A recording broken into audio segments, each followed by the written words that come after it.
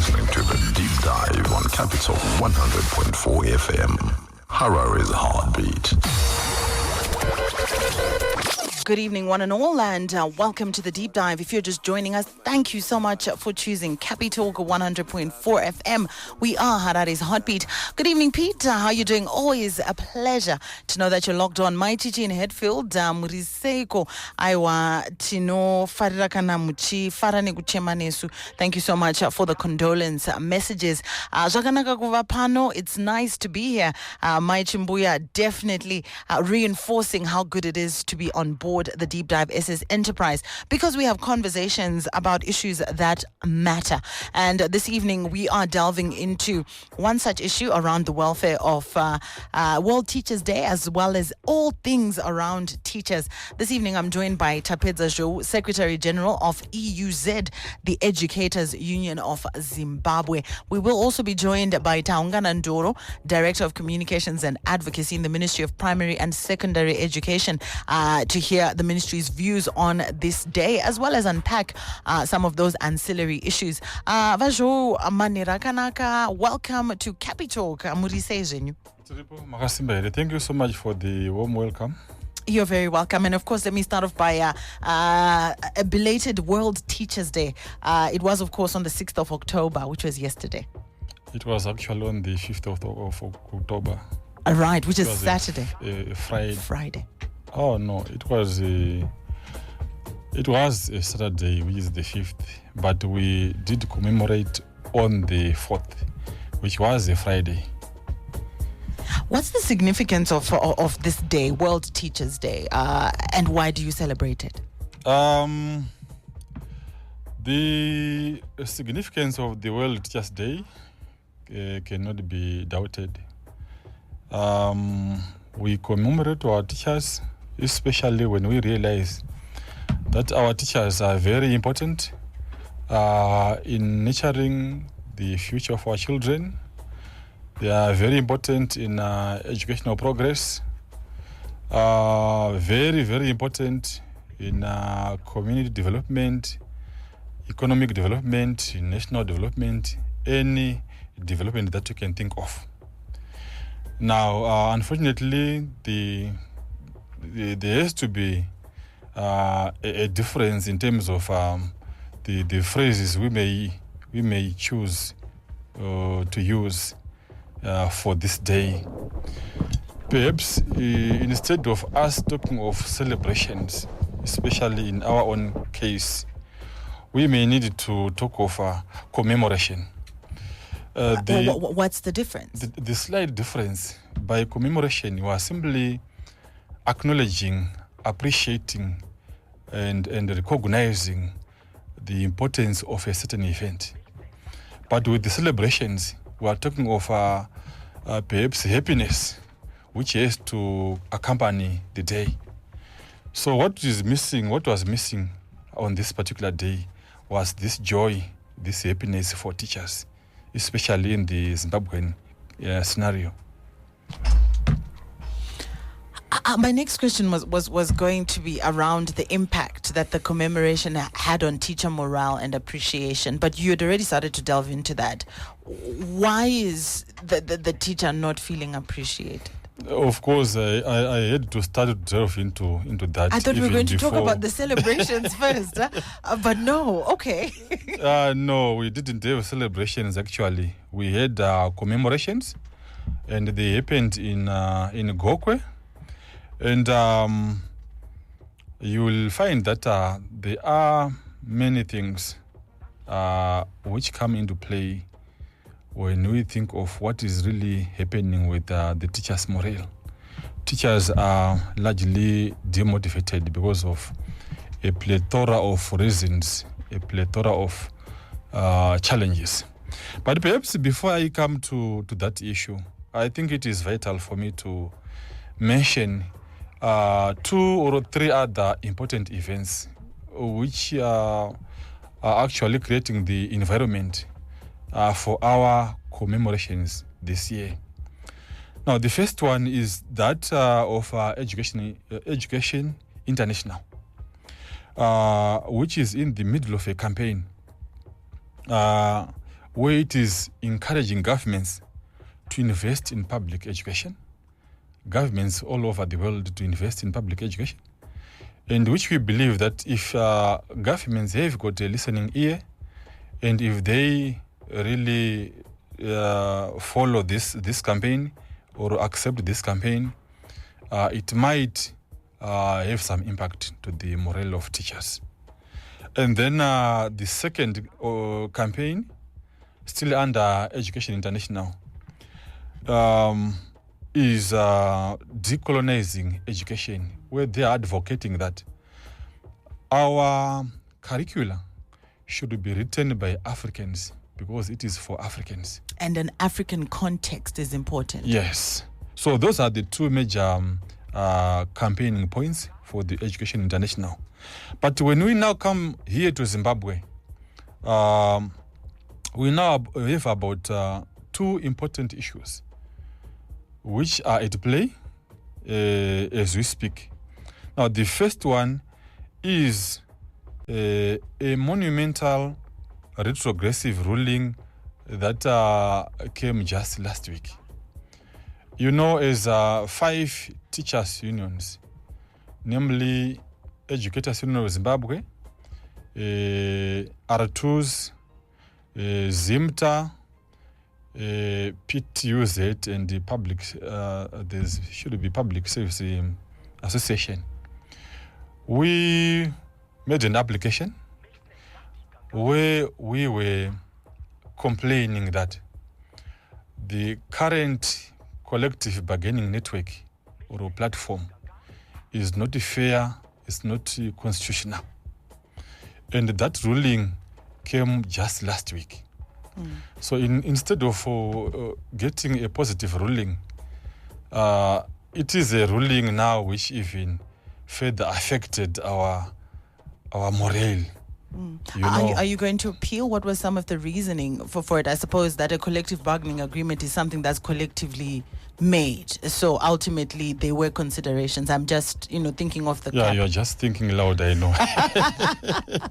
No, the problem with our old bargaining platform was that it gave the public service the mandate, the power to only consult trade unions, not to come to a point where they bargain or they exchange views and end up agreeing on a certain figure, something like that. No. It is a process where they may consult. Not they shall. They may. And if they don't want, they don't. And then the end result is it is on the onus of the government or public service to determine what they think should be fair to the teachers and to the rest of the civil servants. So this is the issue that we took to the courts last year, and the issue whose results, I am saying, they came just last week. And the results were demotivating in the sense that the issue was thrown out for technicalities, and there is a word or a phrase which is very loud on this ruling.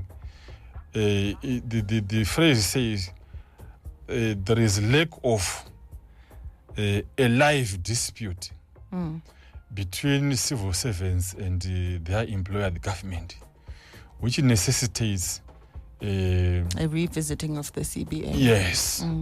So, from a layman point of view, they are saying that there is no conflict, no dispute, no quarreling. Quarreling is absent. So they are saying it is simply an academic endeavor that the unions are saying this is not constitutional because it was supposed to be like this. But there is no dispute. So, by implication, it means that the unions are being assigned to be litigious. To first pick a quarrel or a dispute with their employer, and then they come back to court, and then we start from there. So this is the issue that we have. We lost the application on technical grounds, and finally, of course, is the issue that on the 27th of September, I think you are aware that there was devaluation of the ZiG. Just after teachers had received their salaries, then our ZiG was devalued from 13.7 thereabout to 24, 25. About 25, yes. That now means our salary, the ZiG component, has been halved. And now, immediately, we go now to World Teachers' Day, and we are supposed to celebrate. So celebrations could not materialize, given those issues that I've highlighted. You have highlighted some pertinent issues there, Zhou, but in moving forward, how can stakeholders be held accountable, or how can they be brought to the table to start to address some of these issues? I did also, come across the information that there were demands also made at the commemorations around a fair wage equated to $1,260. Of course, this was courtesy of our tours. But I mean, looking at that and going forward, how would you think that stakeholders can come to the table? We have been calling upon all stakeholders involved in the education of our children. And we were saying that, look, education is very important to us as a generation, to others as future generations. It is important to our country, it is important to our nation.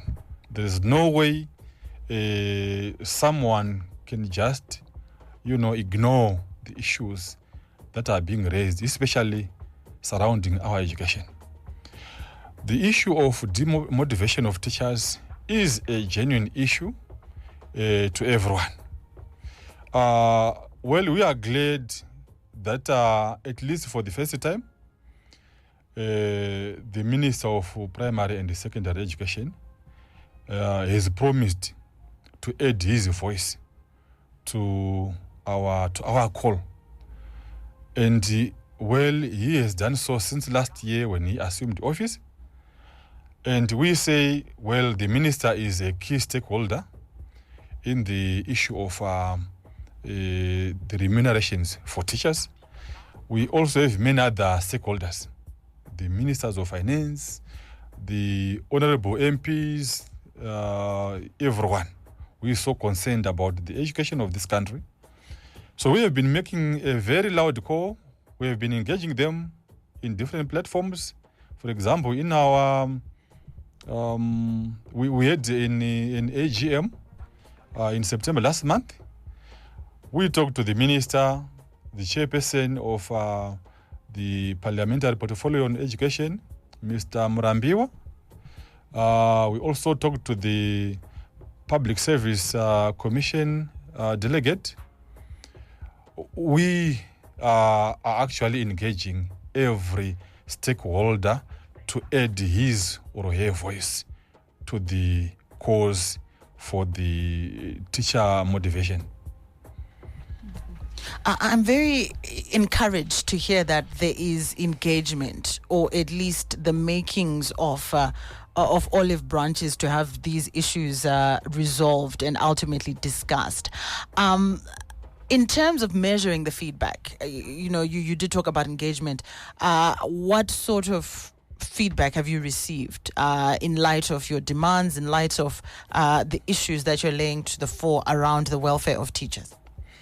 I can safely say that we are not getting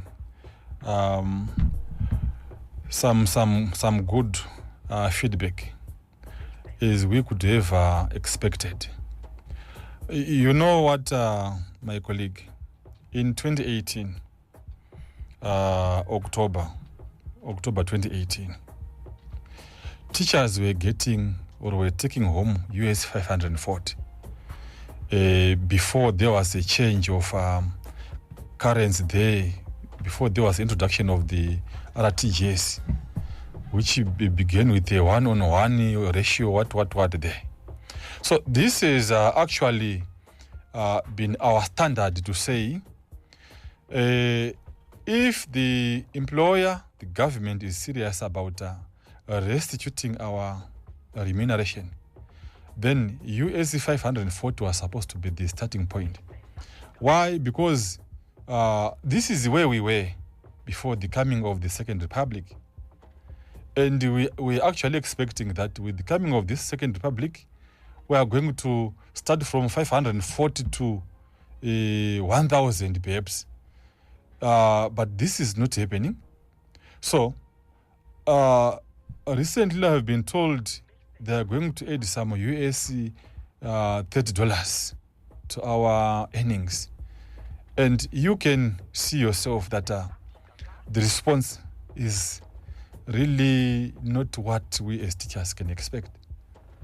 If they are to add something like US $30, I think the earnings may go from 350 thereabout to 350 to 380 US dollars. Not even more than $400. But we're at 540 in October 2018. That's the issue that we have. I also understand that currently munguva yatiri inoiva zvo kuri kutoitwa mabudget consultation meetings. Are you represented in these fora? Are you putting forward these issues and using these mediums to also communicate these issues to the rightful ministry at the rightful time? Sure.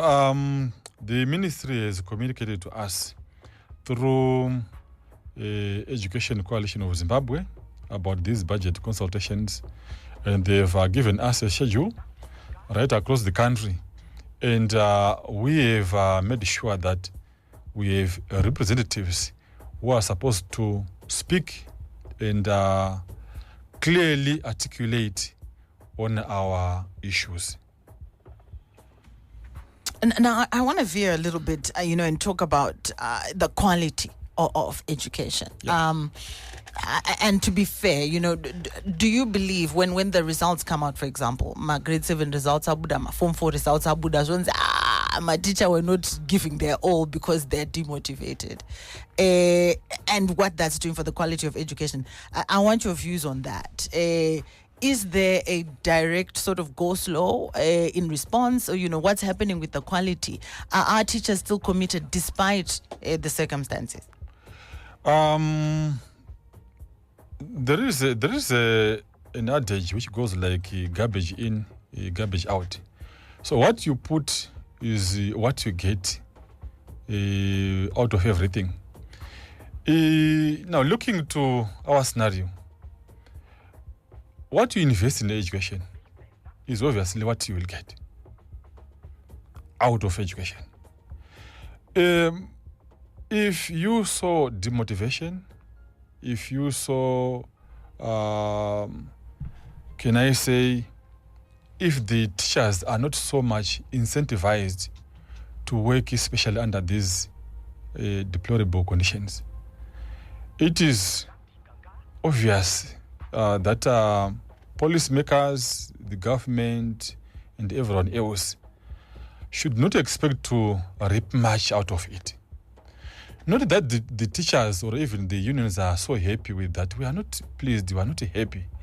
Because the learners are our learners, the children are our children, the country is our country, and the education is also our education. But as long as we don't put a lot of effort in it, especially when we don't put a lot of finances, if we abrogate on our responsibility to provide education to our generations, then we shouldn't expect miracles out of that. Because for schools to function, there has to be some finances. For administration of any school to happen, there should be some finances. Right now, I could say we have got poor financing in schools, which is having its toll directly on learners. Most rural learners are on beam, where the government is supposed to pay for them. And during our visits just last week, we discovered that in some schools, the government had last paid its beam obligations in 2022. Now, we have got some schools that are wholly dependent on beam. And what does it mean to these schools without the beam? It means they are as good as dead. So, I am saying that the quality is deteriorating right under our noses. Not because someone is sabotaging, not because teachers are sabotaging, not because unions are sabotaging, no. But because if the government and its people do not commit themselves responsibly to the education of our children, then things will be on a free fall. And what about the issue of Maeke, the famous Maeke, the extra lessons? I must also take this opportunity perhaps to hear your views on that as an institution, as a union. What are your views on extra lessons?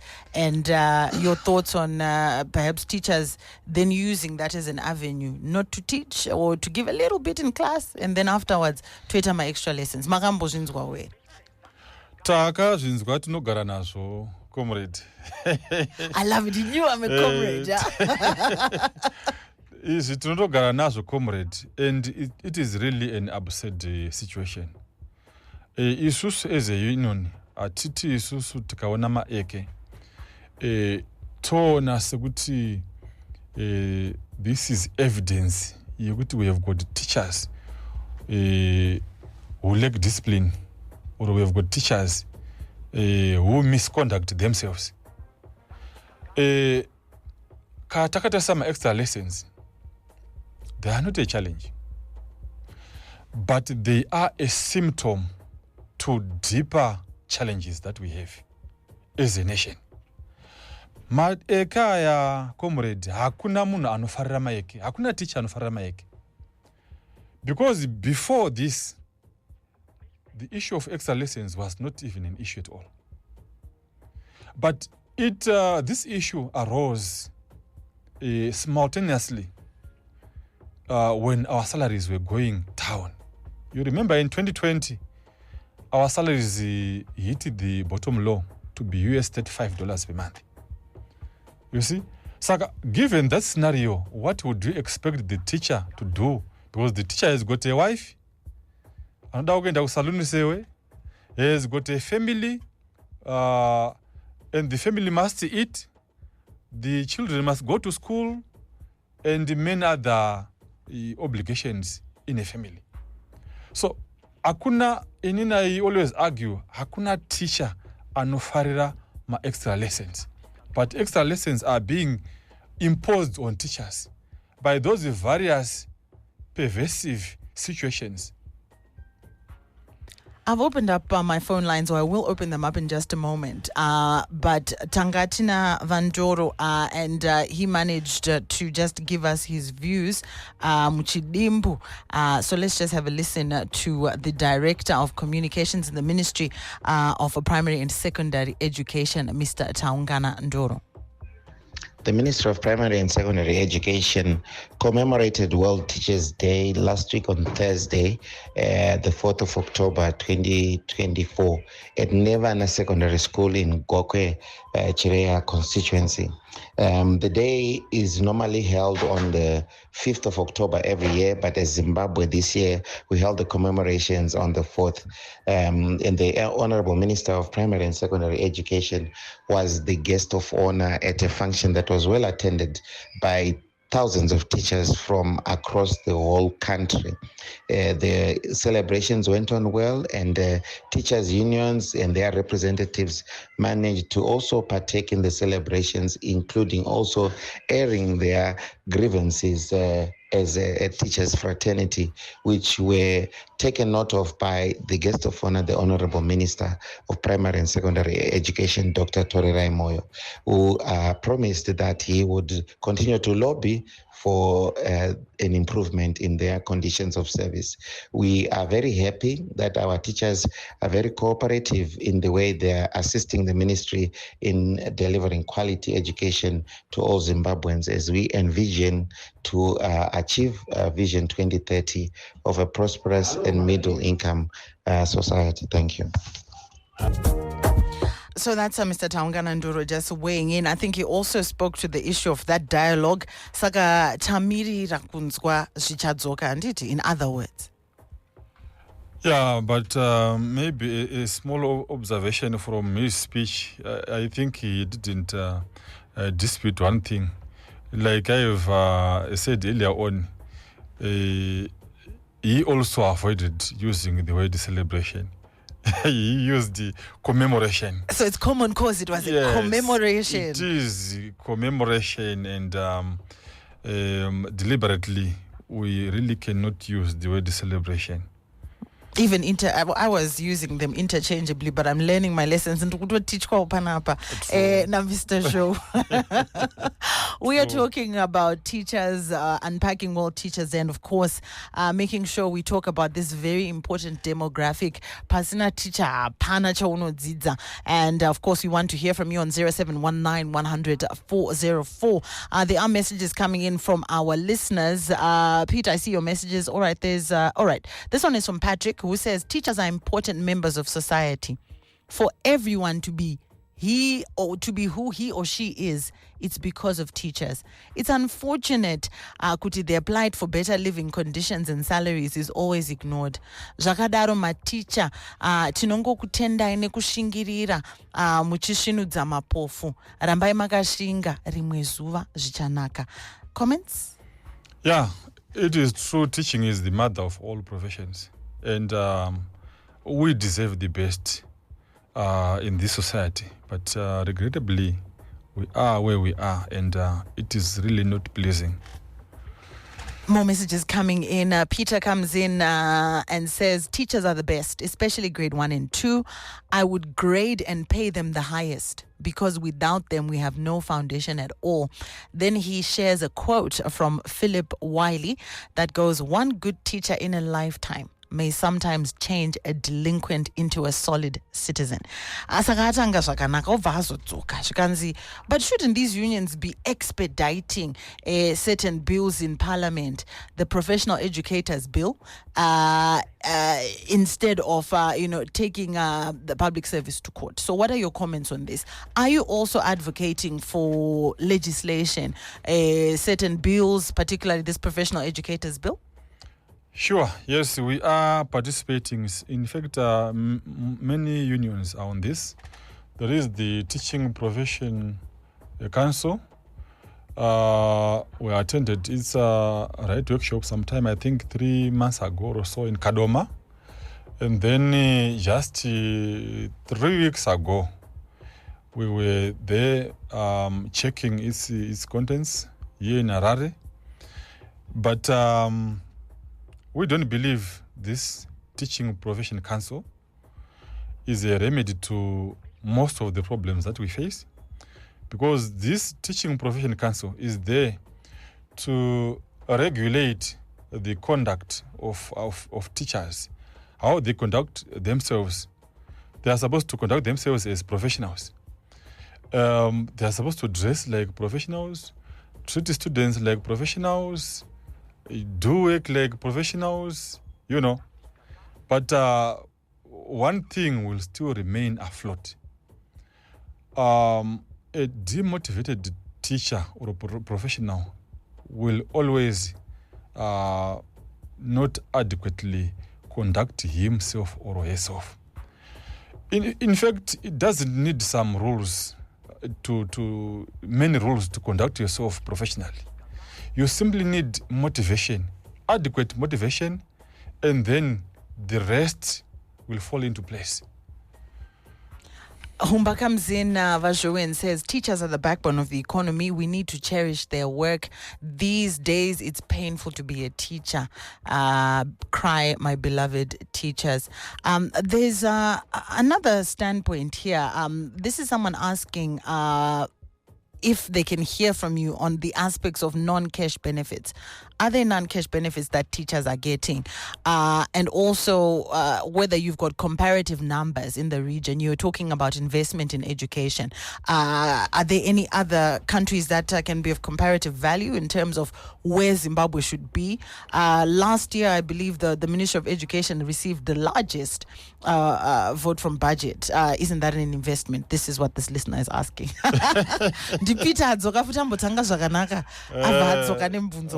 Yeah. No, it's good to ask. Just across the border, the Limpopo border there, teachers are paid nicely or better because the minimums there are around $1,000 US. Of course, there are some variances depending on your qualifications and your experiences, with some teachers taking home $1,800. In Namibia, it's around, I was told of around 700 is the median figure. In Botswana, I'm told of almost $800 again for teachers. So, these are the regional benchmarks, and we were expecting that as a country, we should be moving towards there. And the non-cash benefits? Atina non-cash benefits. Atina kana imwe chete. Just, I think it's now 4 years or 5 years ago. Takambo promise kwa mastens. Kuti tikadai mastens anoita sei anouya. My teachers akatofila mafomu mastens iwayo. But nothing has materialized up to now. Kunango maticha akatofa asina kuzombowana mastens iwayo. So we don't have non-cash benefits to talk of here in Zimbabwe. We're fast running out of time in this conversation as we are reflecting and unpacking World Teachers' Day. Some of the prevailing and obtaining issues. Of course, we are looking at the day that just passed, October. It was commemorated on October the 4th, falling on October the 5th. The World Teachers' Day, global celebration honoring the dedication and hard work of educators. Today, we are reflecting on the significance of this day and the state of education in Zimbabwe. My guests are Tapedza Zhou, Secretary General of EUZ, Educators Union of Zimbabwe, as well as a word there from Taungana, NdoroDirector of Communications and Advocacy in the Ministry of Primary and Secondary Education in Zimbabwe. Zhou, we've talked about quite a lot of important issues, and we know and always hold true a hope that these conversations are the seed for the solutions that are required in pushing the whole sector forward. As you say, teachers are very important and come in at the foundation. As we close off, what are your closing reflections and perhaps a parting shot for the parents, the students, the policymakers listening? Sure. I think World Teachers' Day as a day did give us an opportunity as teachers, as the government and the stakeholders to reflect on the dignity of our teachers. And we hope, and we still hope, that all those involved will make it a priority to address teachers' issues as a matter of emergency. Did you know, my colleague, that teachers are supposed to be the role model in terms of integrity, in terms of professionalism, in terms of morality, in terms of drug abuse, In terms of dressing and in terms of progress, in terms of hard work, yes, and in terms of creativity. But without the adequate motivation, without a good looking salary, it means teachers cannot be a role model of any community that they are teaching in Zimbabwe. For you to say to a kid, my kid, I want you, when you grow up, I want you to be like me, to be a teacher. And then the kid looks at you from top to bottom. Obviously, that kid will never be inspired by our outlook to say, I want to be a teacher. So now this might seem as a small thing, a thing that can be ignored, but this is the reality. Our profession has long ceased to be an inspiring profession to the kids. And we are in this profession because we are patriotic, and because we have got the hope that very soon someone, just one person, may listen to us. Well, I wish you could go on and on, Zhou, but we have to go to the news. Thank you so much for that heartfelt plea at the end. And to our policymakers, Zanzibar teacher, teaching is one of the professions that creates all other professions. Mr. Zhou, thank you so much for coming in this evening on the occasion of World Teachers Day. Thank you so much and good night. Most welcome. With that, the time is 7:00. It's been quite a week on the premier current affairs show on radio, Deep Dive on CAPITALK 100.4 FM with Rumbi Zaivenge. But the one thing that we cannot stop doing is conceptualizing, is thinking, is growing, and even sitting down and doing nothing is something. Somebody said that to me once. The Deep Dive with Rumbi Zaivenge, Monday to Thursday, 6 to 9 p.m. The premier current affairs show on radio.